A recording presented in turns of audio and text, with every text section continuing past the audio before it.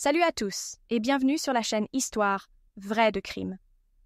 Aujourd'hui, je vous propose de plonger dans une affaire absolument stupéfiante qui s'est déroulée à l'automne 2021 dans la ville de Salem, au Massachusetts.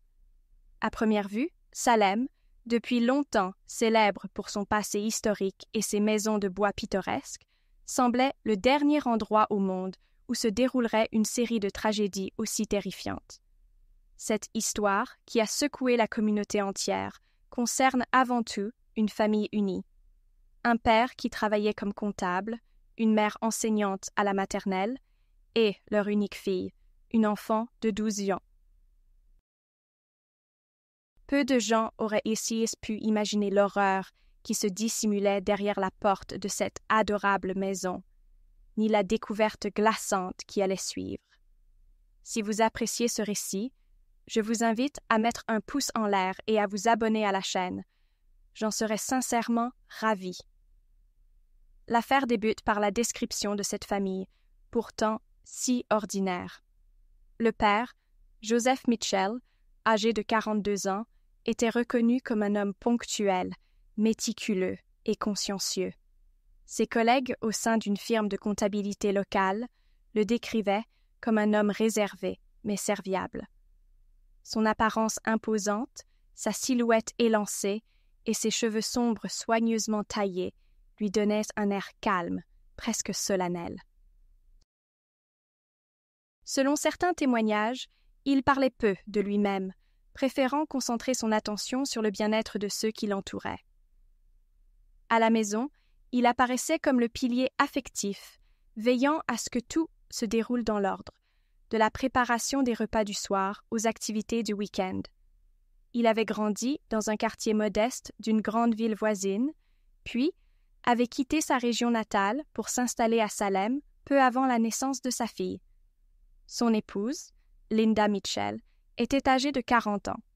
Petite, menue et dynamique, elle portait des cheveux blonds jusqu'aux épaules et arborait un sourire chaleureux que tout le monde trouvait immédiatement réconfortant. C'était une passionnée de pédagogie, travaillant depuis plusieurs années comme enseignante dans une école maternelle de la région. Son dévouement à l'égard des enfants n'était plus à prouver. Ses collègues, comme les parents d'élèves, la décrivaient comme une éducatrice affectueuse et patiente, toujours prête à écouter et à conseiller. Dans la vie de tous les jours, Linda était celle qui savait organiser les fêtes surprises, réconforter un voisin malade avec un plat fait maison, et encourager sa propre fille dans toutes ses entreprises. Elle était née et avait grandi dans un environnement familial stable, où le partage et l'entraide avaient été les maîtres mots de son éducation.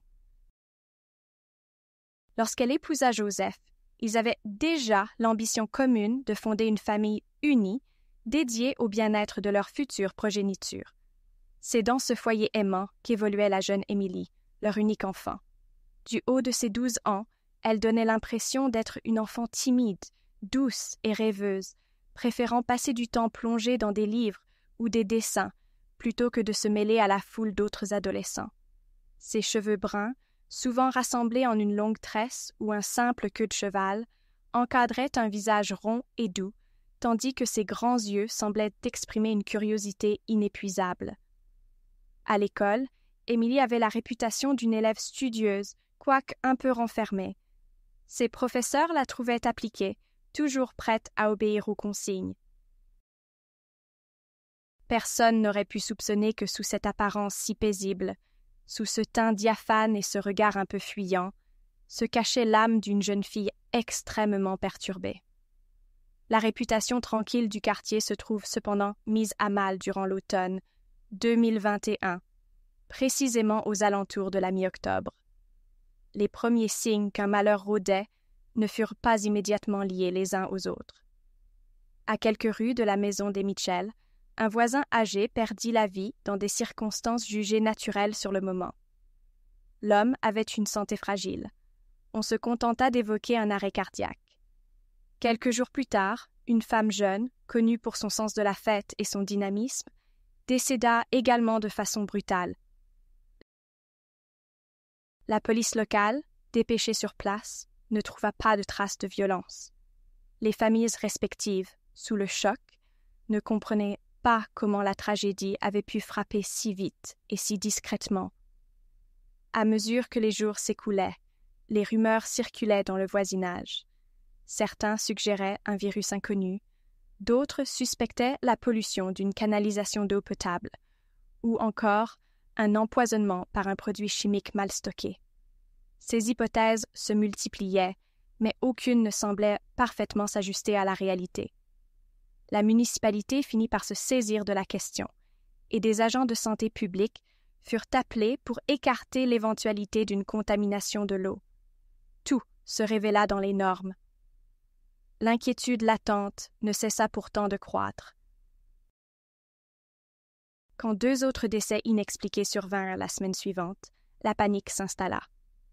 Il s'agissait cette fois d'une voisine de l'autre côté de la ville et d'un jeune homme, sportif dans l'âme, dont on n'aurait jamais suspecté qu'il puisse disparaître subitement. Dans leur maison, tout paraissait en ordre, sans rien de brisé ou de désorganisé. Les autorités entamèrent donc des analyses toxicologiques et relevèrent, avec stupeur, la présence d'une certaine catégorie de substances chimiques inusitées dans les lieux de vie des victimes. Il fallut cependant un certain temps pour que l'étau se resserre sur la nature réelle de ces composés, car il s'agissait de produits ménagers basiques, aisément trouvables dans n'importe quel foyer. Les proches des victimes étaient tous unanimes. Personne n'avait notion d'un quelconque usage abusif de ces produits. La découverte qui changea la donne fut celle de petits morceaux de papier portant un dessin stylisé de chat, orné d'une spirale minuscule, repérés successivement dans 4 des 5 maisons concernées. Ces dessins, considérés de prime abord comme anodins, puisqu'aucun expert ne s'était penché dessus, finirent par alerter les enquêteurs, après que certains témoins rapportèrent avoir vu des dessins similaires entre les mains d'une jeune fille à l'école locale. Le mystère s'épaississait. Dans cette communauté assez resserrée, où chaque voisin connaissait plus ou moins les habitudes de l'autre, on n'identifiait pas d'adulte correspondant à ce style d'illustration.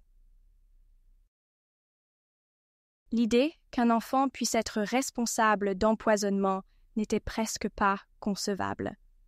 Il fallut les analyses comparées d'échantillons de plusieurs surfaces pour détecter clairement la trace de substances toxiques dont la signature chimique se recoupait dans toutes les affaires.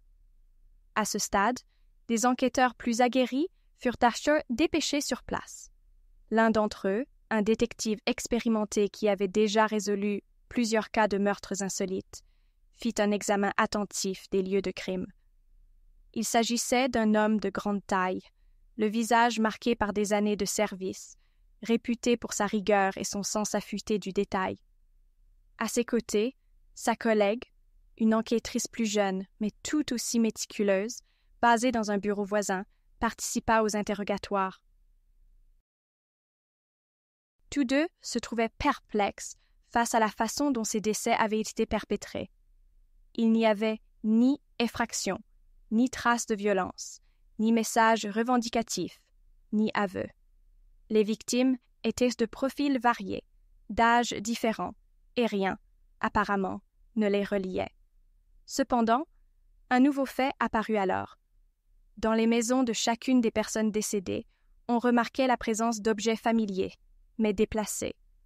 Un jouet en peluche dans un recoin du salon, des petites figurines colorées gisant dans le garage, ou encore un dessin d'enfant dans la cuisine. Bien sûr, il peut arriver que des proches laissent traîner leurs affaires un peu partout, mais le lien restait trop récurrent. Quelqu'un avait-il délibérément laissé derrière lui un indice? Tous les rapports convergèrent vers la théorie qu'un ou plusieurs individus s'introduisaient dans les domiciles pour y disperser de la substance toxique, cherchant à provoquer un décès qui, au premier coup d'œil, passerait pour naturel.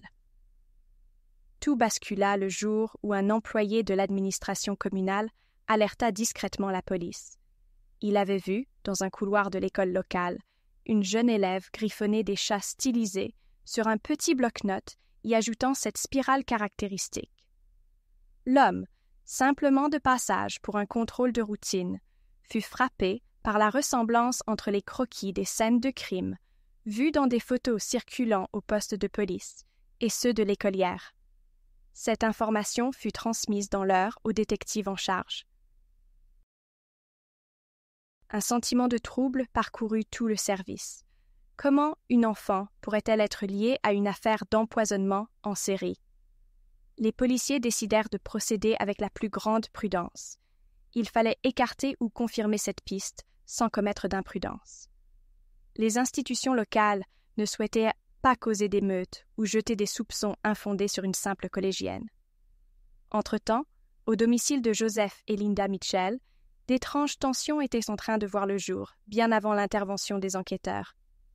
Joseph remarquait que sa fille, Emily, changeait d'attitude. Elle passait beaucoup de temps enfermée dans sa chambre, bien plus qu'auparavant, et elle dissimulait souvent des carnets ou des livres quand ses parents se montraient trop curieux. Linda, absorbée par ses journées à la maternelle et ses préparatifs de cours, ne s'était pas immédiatement alarmée. Elle avait l'habitude de voir sa fille dessiner de longues heures, ne trouvant rien d'anormal à la voir accumuler des fournitures d'art ou des feuilles de croquis. Néanmoins, Joseph, esprit méthodique, se mit à enquêter en douceur. Il remarqua des taches suspectes sur la table de travail d'Émilie, comme si des liquides chimiques avaient coulé, et fut encore plus déstabilisé en apercevant, dans un coin du garage, plusieurs bidons de produits ménagers. Pourquoi Émilie aurait-elle besoin de si grandes quantités de nettoyants pour sols ou de détergents à vitres? Il essaya d'interroger sa fille, mais cette dernière eut un sourire poli et prétexta des projets de recherche pour l'école. Ce n'est qu'après une journée particulièrement longue que Joseph soumit ses doutes à Linda. D'abord incrédule, elle décida tout de même d'aborder le sujet avec leur enfant. Un soir, au dîner, Linda demanda à Emily si elle avait besoin d'aide pour préparer un exposé quelconque. La jeune fille, sans manifester la moindre trace de nervosité, répondit qu'elle réalisait, pour la classe de sciences, des expériences sur la composition chimique des produits du quotidien. Linda voulut en savoir plus, mais Emily, comme à son habitude, demeura vague, prétendant devoir se rendre bientôt à la bibliothèque municipale pour compléter sa documentation. Le ton fut si neutre, si calme, que Linda la crut sur parole. Joseph, de son côté, se laissa convaincre à contre-cœur, tout en gardant un sentiment d'inquiétude. Les jours passèrent et, parallèlement, les enquêteurs avançaient dans leurs investigations. Ils réussirent à identifier plusieurs camarades de classe d'Émilie, à qui ils posèrent des questions informelles, sans révéler la nature du dossier. Plusieurs élèves reconnurent que la fillette dessinait constamment, souvent des animaux, parfois des formes géométriques spirales, et qu'elle avait une fascination pour des expériences d'alchimie, se plaisant à raconter qu'on pouvait confectionner des potions magiques avec des nettoyants ménagers si on les mélangeait correctement. Certains trouvaient ces propos amusants, d'autres un peu sinistres, mais personne n'aurait cru qu'elle pût mettre ses idées en pratique pour faire du mal. Un matin, Linda se rendit dans la chambre d'Emily pour y chercher un livre qu'elle avait prêté à sa fille. En fouillant un peu le bureau, elle tomba par hasard sur un calepin, dont plusieurs pages attiraient immédiatement l'attention. Une liste manuscrite de produits ménagers variés, associés à des notes sur leurs effets respectifs. Les termes employés étaient parfois très précis. Combinés avec précaution, danger pour l'estomac, provoque nausées, vision floue, toxique si inhalé régulièrement. À la lecture de ces quelques lignes, Linda ressentit un frisson la parcourir. Elle referma le carnet, les mains tremblantes, et attendit le retour de Joseph pour lui montrer sa découverte. Lorsque celui-ci parcourut ses notes, son visage se décomposa. Il interrogea Linda d'une voix cassée. « Pourquoi, notre fille ?» Il ne comprenait pas. Était-ce une forme de curiosité morbide ou quelque chose de bien plus grave? Peu de temps après, Joseph s'aperçut que la tablette qu'utilisait Émilie était protégée par un code. Ils décidèrent de la récupérer pendant la nuit pour la déverrouiller et vérifier ce qu'elle y dissimulait. Ils ignorèrent toute forme de scrupule, craignant qu'Émilie soit mêlée à un groupe suspect en ligne ou à des activités inquiétantes. En fouillant dans l'historique, ils découvrirent une multitude de recherches sur des procédés chimiques basiques, des articles sur les poisons sournois non détectables et des récits de faits divers parlant de crimes commis sans laisser d'empreinte. Plus glaçant encore, Émilie tenait un petit journal électronique, sorte de cahier de laboratoire, dans lequel elle consignait ses essais de mélange. Les passages évoquaient l'idée d'induire une lente intoxication chez une personne ciblée, en dosant ses préparations, pour que les analyses toxicologiques n'y voient qu'une forme de contamination accidentelle.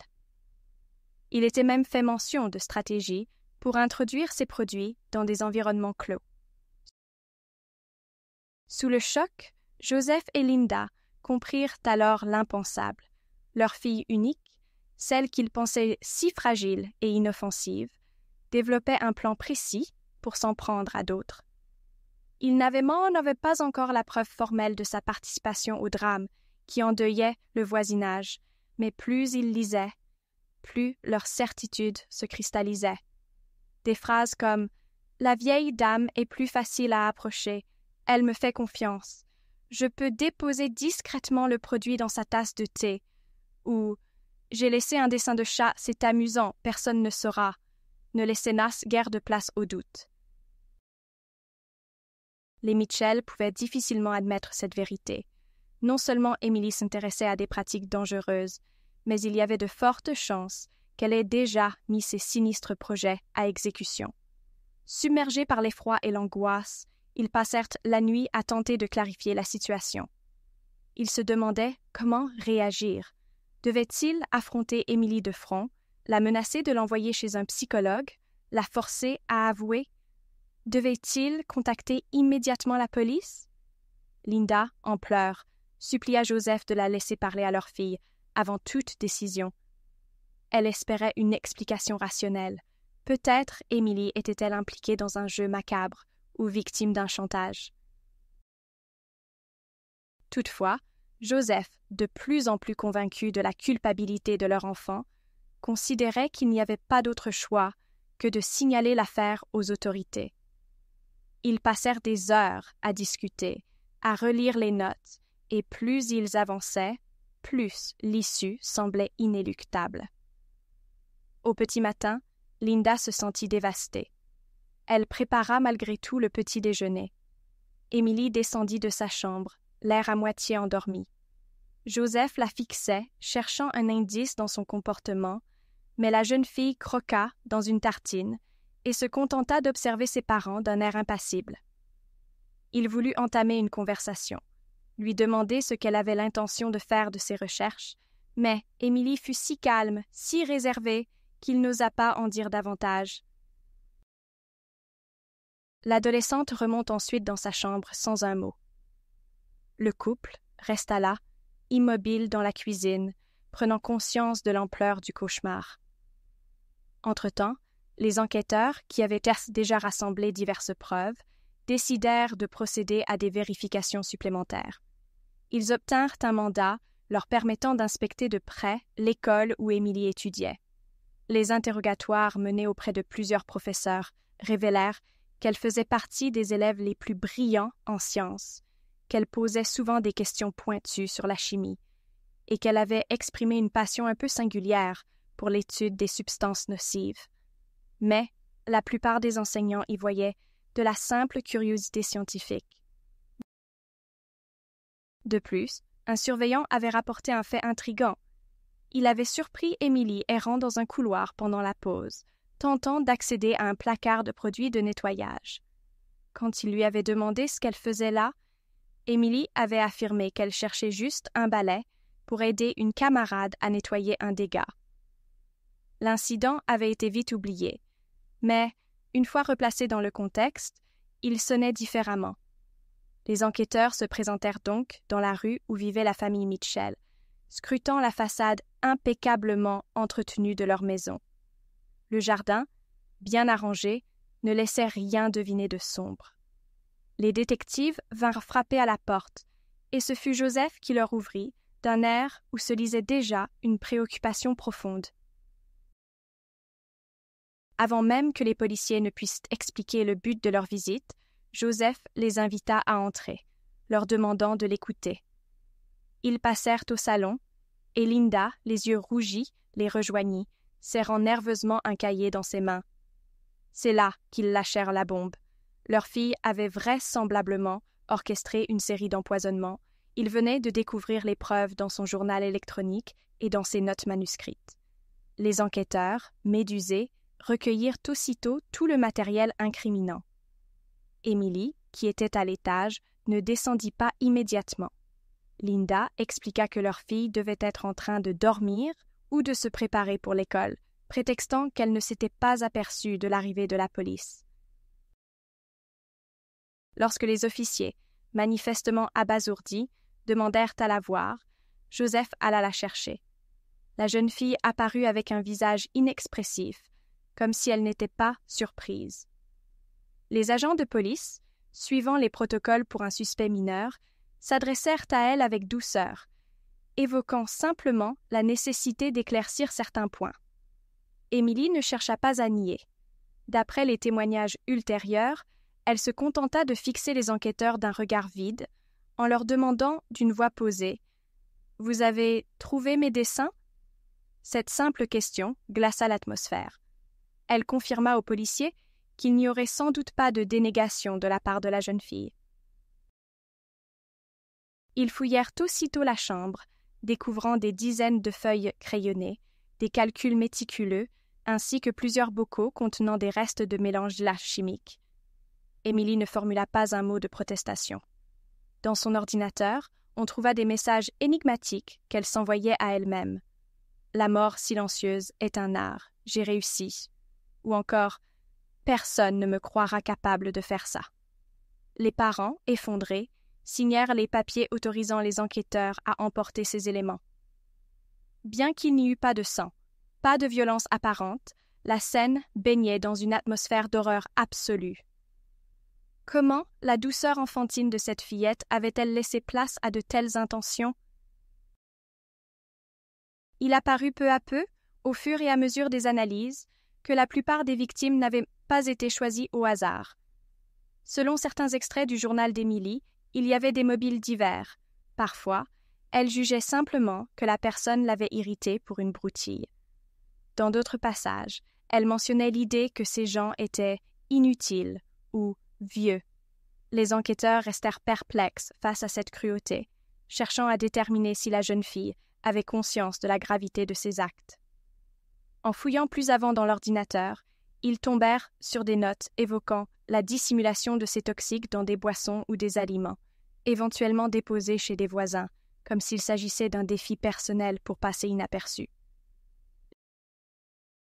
Les journaux de la ville parlèrent rapidement d'une sociopathe précoce et d'un monstre en culotte courte, mais l'enquête continua de manière rigoureuse afin d'établir si Émilie avait bénéficié de complicité ou d'une aide extérieure. Tout indiquait qu'elle avait agi seule, emportée par un désir étrange de tester les limites de ce qui était possible et de la confiance qu'on lui accordait. Les investigations se poursuivirent en examinant les circonstances précises de chaque décès, recoupant les horaires où Émilie n'était pas en classe et les moments où elle aurait pu se rendre chez les voisins. Quelques témoins se rappelèrent vaguement l'avoir vue rôder devant chez un retraité, prétextant vouloir lui montrer un chat blessé, ou encore s'introduire dans le jardin d'une jeune voisine, sous couvert de chercher son propre chat perdu. Des bribes d'indices, autrefois ignorés, revinrent brutalement à la mémoire d'habitants qui comprenaient désormais la réalité effrayante à laquelle ils avaient fait face. En parallèle, l'affaire déborda les limites de Salem. Les médias nationaux saisirent l'énormité du scandale. Une enfant de 12 ans, responsable de plusieurs décès par empoisonnement?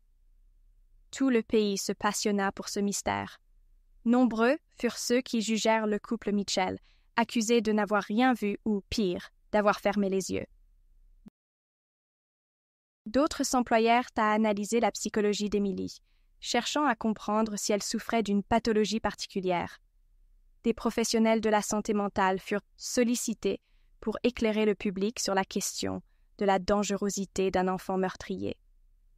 On en vint même à évoquer des cas historiques, de rares précédents d'adolescents tueurs, sans jamais parvenir à une explication satisfaisante.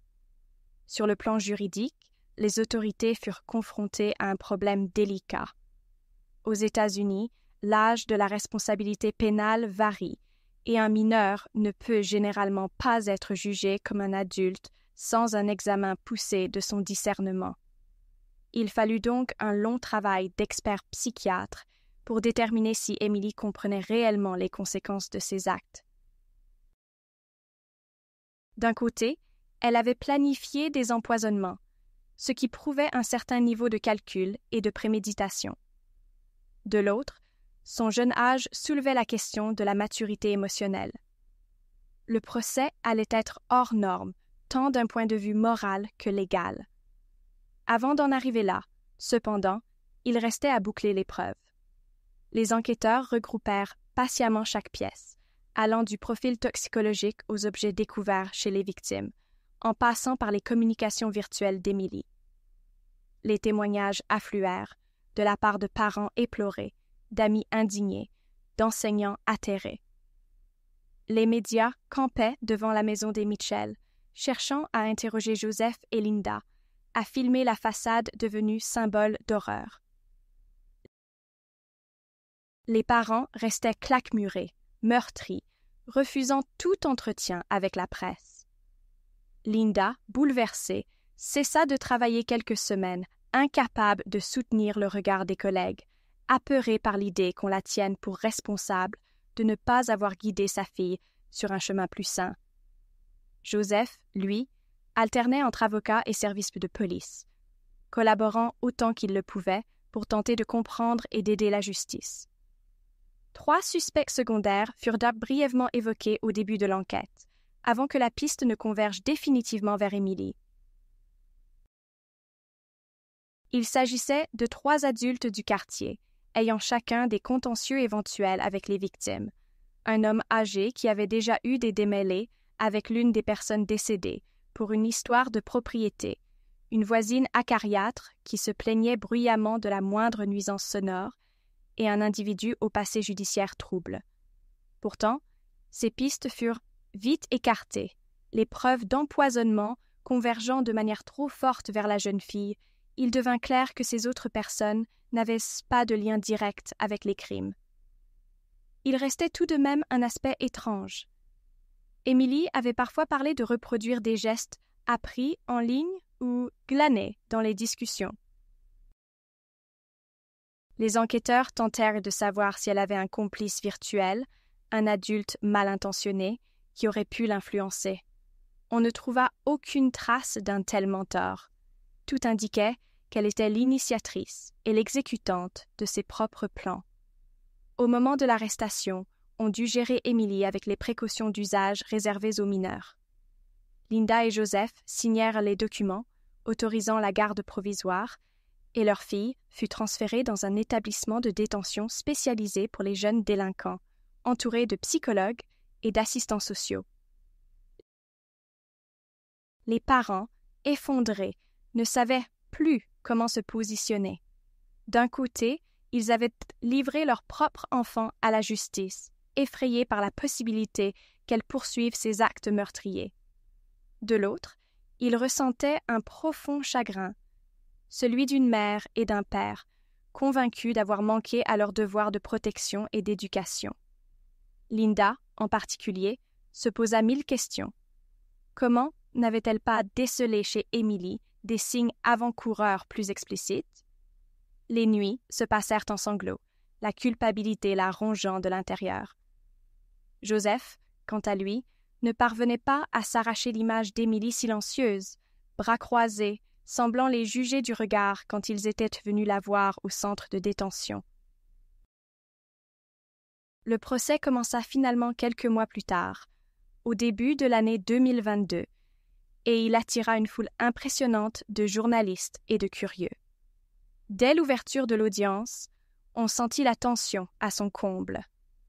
L'équipe de l'accusation, représentée par un procureur local réputé pour sa fermeté, exposa les faits. 5 meurtres par empoisonnement, perpétrés avec préméditation. Le procureur cita des extraits des notes d'Émilie, soulignant le niveau de détail et le calme avec lequel elle avait planifié ses crimes. Les familles des victimes, présentes dans la salle, laissèrent éclater leur détresse en entendant la voix de l'accusation décrire la souffrance et la confusion de ceux qui, sans le savoir, avaient absorbé des toxines fatales. L'émotion était d'autant plus forte que l'accusée n'était qu'une enfant de 12 ans, frêle dans son uniforme de détenue, l'expression close. L'équipe de la défense, de son côté, se composait d'un avocat commis d'office, ainsi que d'experts en psychiatrie et en protection de l'enfance. Ils mirent en avant l'immaturité psychologique de la jeune fille, suggérant un trouble mental sévère. Émilie ne mesurerait pas la portée réelle de ce qu'elle avait fait, ou elle serait en proie à une dissociation profonde. Ils insistèrent sur la nécessité d'une prise en charge thérapeutique et d'une réinsertion progressive, plutôt que d'un emprisonnement dans un établissement pour adultes. Dans la salle, plusieurs personnes étaient partagées. Certains réclamaient la peine la plus sévère possible, choqués par l'horreur et la multiplicité des crimes. D'autres plaidaient pour que la justice tienne compte du très jeune âge et de l'extrême fragilité apparente de l'accusé. Les débats s'étalèrent sur plusieurs semaines. Des experts psychiatres se succédèrent à la barre, évoquant parfois la possibilité d'un trouble de la personnalité antisociale, d'une psychopathie naissante ou d'un dérèglement affectif dû à une forme de traumatisme non identifié. Les psychologues mandatés par le tribunal rapportèrent que, lors des entretiens, Émilie maintenait un discours étrange où elle admettait avoir commis les meurtres pour voir si c'était facile ou par curiosité maladive. Ces justifications, d'après leurs déclarations, paraissaient dénuées d'empathie.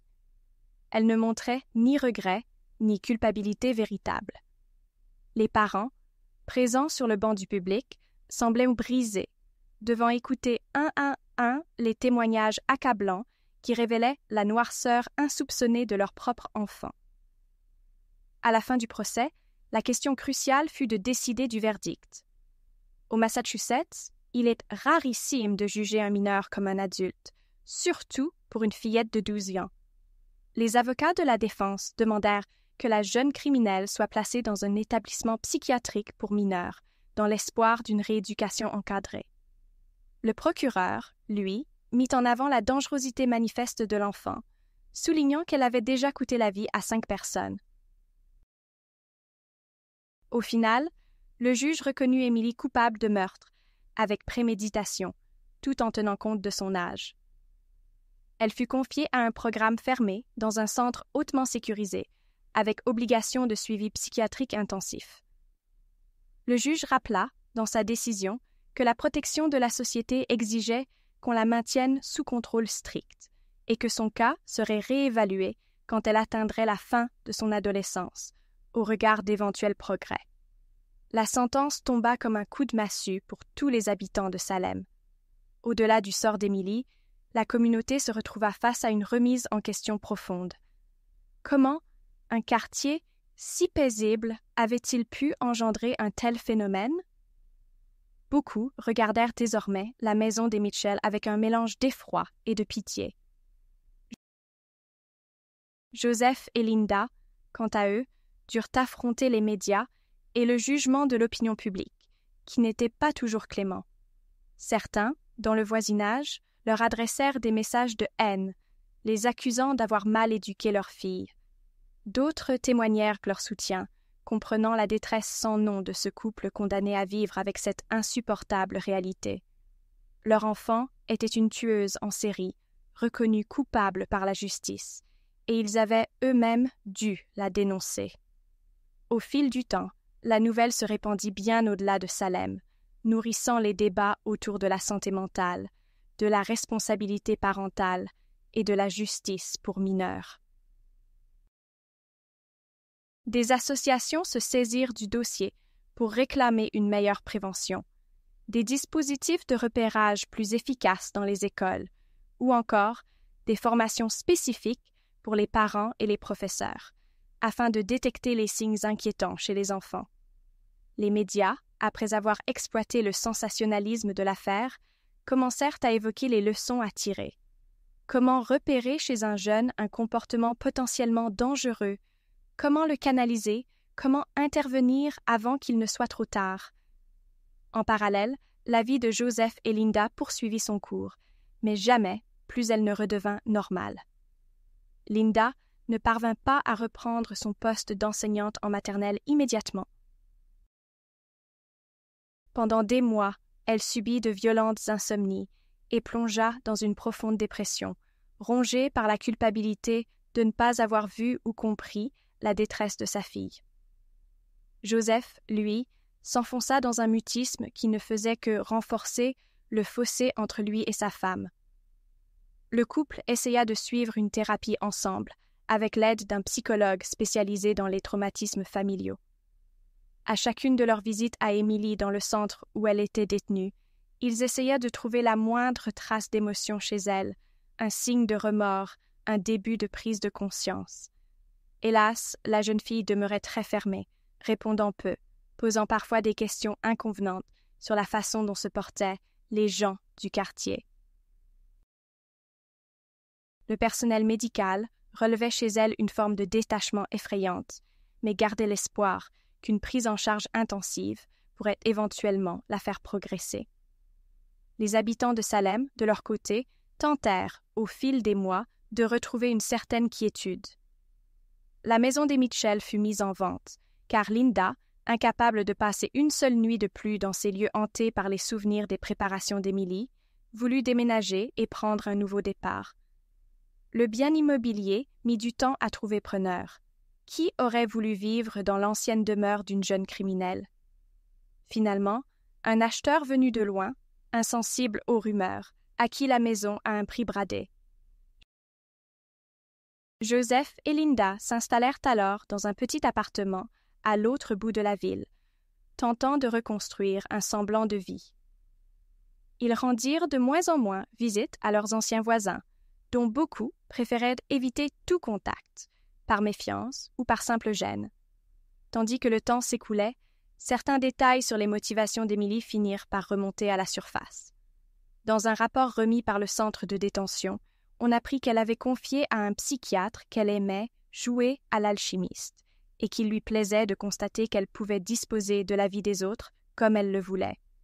Selon les termes du rapport, Émilie voyait le monde comme un grand laboratoire et les êtres humains comme des cobayes involontaires. Cette explication, dénuée d'affect et d'empathie, accabla davantage encore Linda, qui n'aurait jamais imaginé que les contes qu'elle racontait à sa fille, l'éducation basée sur l'empathie et le respect, puissent aboutir à une vision aussi glaciale de l'existence. Finalement, le juge autorisa que la presse communique sur le devenir de la jeune meurtrière, en des termes généraux, afin de répondre à la curiosité légitime du public. On apprit alors qu'Émilie était soumise à une thérapie comportementale et cognitive quotidienne et qu'elle devait passer de longues heures en entretien clinique. Les spécialistes se montraient prudents, ne pouvant garantir qu'elle retrouverait un jour un sens normal de la moralité. Toute la question résidait dans sa capacité à développer une véritable empathie, et non simplement une façade apprise. Pour bon nombre de citoyens, l'idée même qu'une enfant puisse tuer sans remords bouleversait profondément les notions de bien et de mal, de pureté infantile et d'innocence. Plusieurs associations plaidèrent pour qu'on investisse davantage dans la recherche sur les troubles sévères de l'adolescent afin de prévenir d'autres drames. Néanmoins, dans les mémoires de Salem, un souvenir persistant demeurait. celui d'une petite fille apparemment sans histoire, capable de manipuler des produits ménagers pour en faire des armes mortelles, et de tromper son entourage assez longtemps pour perpétrer 5 meurtres successifs. Les photos de la salle d'audience, où Emily comparut dans un tailleur trop grand pour elle, restèrent gravées sur les pages de journaux, toujours accompagnées de titres choquants, faisant allusion à son âge et au nombre de victimes. Des curieux passaient encore occasionnellement devant l'ancienne maison des Mitchell pour y prendre des photos, comme s'il s'agissait d'un site macabre. Les nouveaux propriétaires tentèrent de faire oublier l'histoire en rénovant la façade et le jardin, mais rien ne pouvait effacer entièrement le drame. Les vieilles légendes de Salem, jadis associées à la sorcellerie et à la superstition, se mêlaient désormais à la réalité moderne d'un fait divers tragique. Avec les années, on observa des répercussions législatives. Certains élus prirent conscience de la nécessité d'encadrer de plus près la vente de certains produits chimiques, même s'ils étaient jugés de prime abord inoffensifs.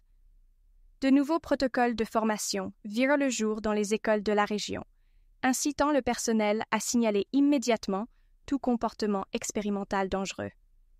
La psychologue scolaire de l'établissement qu'Emily avait fréquenté confessa, lors d'une interview, qu'elle aurait peut-être pu repérer des signaux d'alerte si elle avait eu plus de temps et de moyens pour superviser les élèves, et si elle n'avait pas sous-estimé le sérieux des intérêts d'Emily pour la chimie toxique. Un sentiment de regret général se dégageait. Comme souvent, c'est après coup que l'on identifie les failles dans le système.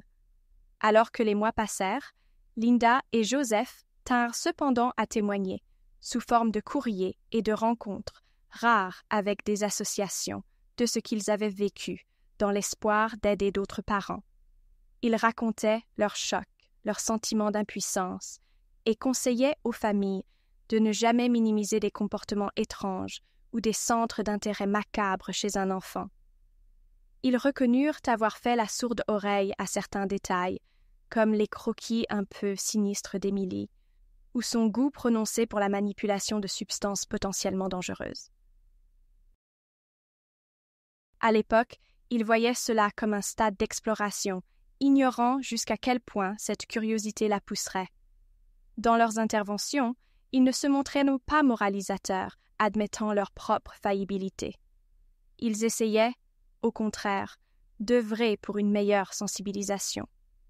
Bien entendu, la plupart des gens ne pouvaient pas qu'éprouver de la compassion devant le fardeau qu'ils portaient. On avait rarement vu des parents dénoncer leur propre enfant et l'envoyer en centre fermé. Cela demeurait, pour beaucoup, un acte de courage et de désespoir. Finalement, la petite communauté de Salem se réorganisa. Les décès ne furent plus recensés et le climat de peur s'atténua lentement, quoique jamais complètement. L'horreur reste inscrite dans l'histoire du quartier. Certains survivants, proches des victimes, tentèrent de tourner la page, changeant parfois de région, effaçant autant que possible de leur esprit l'idée qu'un enfant fut l'auteur de ces pertes. Quelques groupes de paroles se mirent en place pour aider ceux qui traversaient un deuil trop lourd, dans cette ville déjà marquée par son passé de sorcellerie et de persécution. L'ironie de l'histoire n'échappa à personne. Dans cet endroit, célèbre pour avoir autrefois jugé et condamné des personnes soupçonnées de magie noire, voilà qu'au XXIe siècle, on découvrait une nouvelle forme d'horreur. Une fillette se comportant en véritable empoisonneuse, profitant de l'accès au domicile et de la confiance naturelle que l'on accorde à un enfant. Au fil de cette longue épreuve, Joseph et Linda conservent le souvenir d'une Emily toute petite qui s'amusait à faire des bulles de savon dans le jardin. Ils ne peuvent plus réconcilier cette image avec la criminelle calculatrice décrite par les rapports d'audience. Ils confient parfois, à demi-mot, qu'ils aimeraient pouvoir tout effacer et recommencer à zéro. Dans les rares lettres qu'Emily leur a envoyées depuis sa mise en détention, elle ne leur demande aucune aide, aucune affection. Elle se borne à écrire des phrases courtes, les questionnant presque comme un enquêteur le ferait. Linda, le cœur serré, ne sait jamais comment répondre à ces courriers qui semblent dénués d'émotion. La conclusion de ce dossier judiciaire restera dans les annales, tout comme le questionnement insoluble. Est-on né monstre ou le devient-on? La file d'attente pour assister au procès était si longue que des citoyens ordinaires durent suivre les audiences en ligne, tant le tribunal était saturé. Les avocats de l'accusation, après la fin du procès, reconnurent que c'était la première fois de leur carrière qu'ils se retrouvaient face à un cas d'homicide multiple perpétré par une jeune fille de 12 ans, sans mobile, apparent autre qu'un désir de contrôle et d'expérimentation. Des sociologues et criminologues vinrent étudier l'affaire, rédigeant des essais sur l'innocence supposée des enfants et la fragilité de l'être humain, qu'il ait 8, 10 ou 60 ans. Aujourd'hui, le souvenir de cette affaire hante encore les habitants de Salem. Certains sont partis vivre ailleurs, incapables de traverser chaque matin les rues où se sont succédées ces tragédies, de croiser le regard des familles endeuillées ou de contempler les demeures qui portent toujours le sceau d'un drame inexpliqué. D'autres ont choisi de rester et de se battre, de contribuer à construire un climat plus serein avec un réseau de vigilance au sein du quartier pour que plus jamais un enfant ne sombre dans l'horreur sous le regard inconscient de sa communauté. Je me sens toute retournée par cette histoire et j'ai encore le cœur serré en pensant à toutes les victimes et à leurs proches. Merci à vous qui êtes restés avec moi jusqu'à la fin de ce récit douloureux et captivant. Je vous remercie du fond du cœur d'avoir suivi cette affaire et je vous invite à me retrouver pour d'autres récits tout aussi marquants. Je vous prépare déjà de nouveaux contenus et je suis sûre que vous trouverez des histoires passionnantes parmi les vidéos que je mets à votre disposition. J'espère pouvoir compter sur votre fidélité et n'hésitez pas à continuer à soutenir la chaîne. Merci infiniment et à très bientôt.